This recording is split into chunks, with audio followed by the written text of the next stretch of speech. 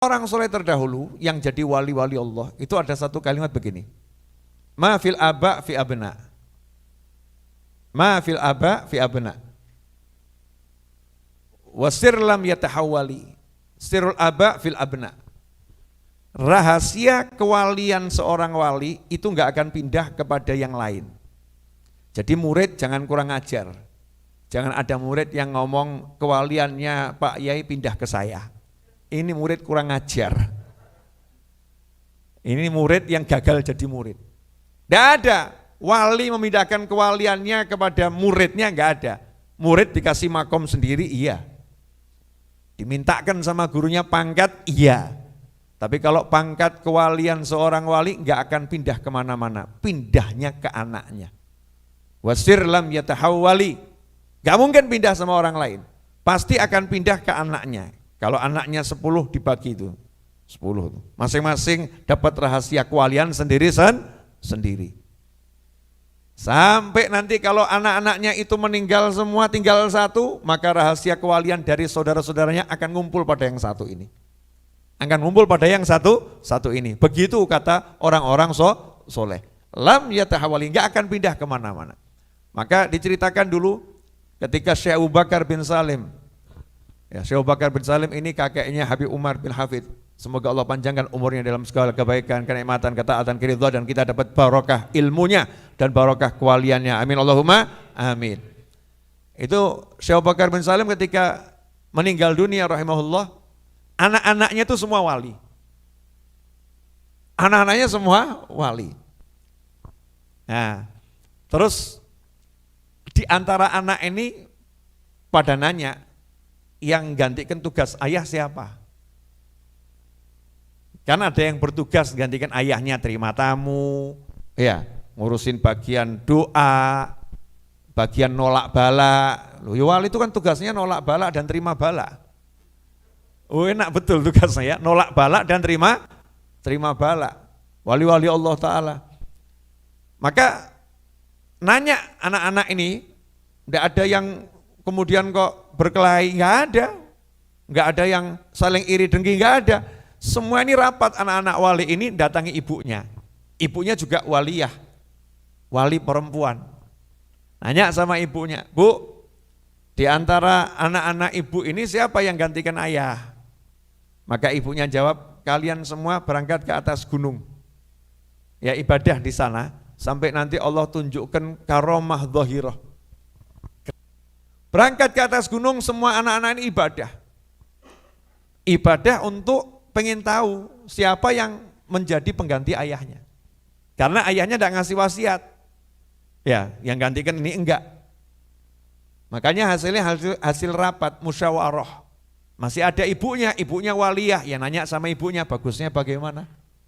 Hasilnya dari semua anak ibadah ini tiba-tiba ada lentera dari langit turun, di persis di kepalanya Habib Husin bin Syekh Abu Bakar bin Salim.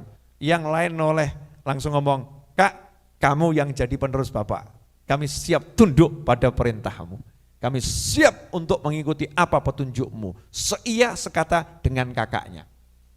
Nah begitu jadi pengganti bapaknya, kadang-kadang ini yang namanya murid ini gak jelas, suka mengatakan, bapakmu dulu enggak begitu, bapakmu dulu enggak begitu, bapakmu dulu enggak begitu.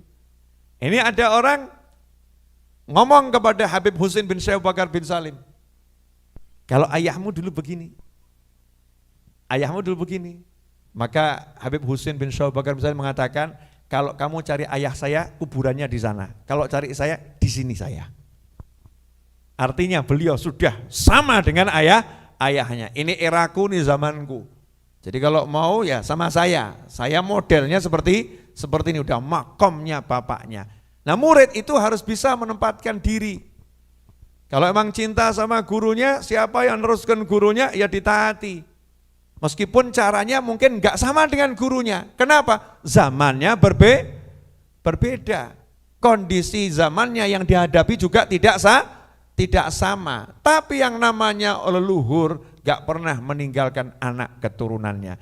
Ini mukaddimah saya untuk semua pecintanya Gus Yasin dan kakak-kakaknya. Gak mungkin beliau-beliau itu ditinggalkan Mbah Maimun Zubair, gak mungkin. Pasti tahta riayati walidih. Ya, pasti di bawah pengawasan dan bimbingan orang tuanya. Karena al-wali la yamut. Wali itu gak mati, tapi pindah dari alam dunia ke alam barzah. Nah di alam barzah wali itu bebas jalan-jalan. Oh bebas jalan-jalan. Nanya lagi dalilnya mana. Zaman sekarang nih zaman minta dalil semua ya. Tapi kalau nonton bioskop gak nanya sama sutradaranya dalilnya mana ya. Jadi lebih percaya sama sutradaranya Hollywood daripada kiai dan para habaib. Naudzubillah min dzalik. Tapi ya gak apa-apa, kasih dalilnya.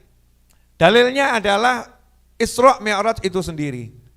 Ketika Nabi SAW itu Isra Mi'raj, ya ini yang dalil yang paling mudah, sebetulnya banyak dalilnya. Sampai di Masjidil Aqsa, Rasulullah SAW ketemu dengan ruhnya semua Nabi dan Rasul, dan jasadnya Nabi dan Rasul yang belum meninggal.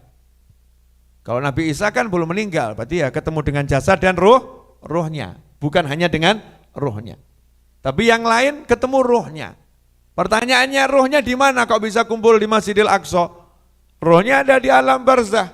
Bahkan Nabi Muhammad SAW sebelum ke Masjidil Aqsa itu sholat di makamnya, ziarah ke makamnya Nabi Musa alaihissalam. Dan Rasulullah lihat Nabi Musa lagi ibadah di alam kuburnya. Ya ibadah di alam kuburnya. Setelah itu di Masjidil Aqsa ketemu ada Nabi Musa di situ.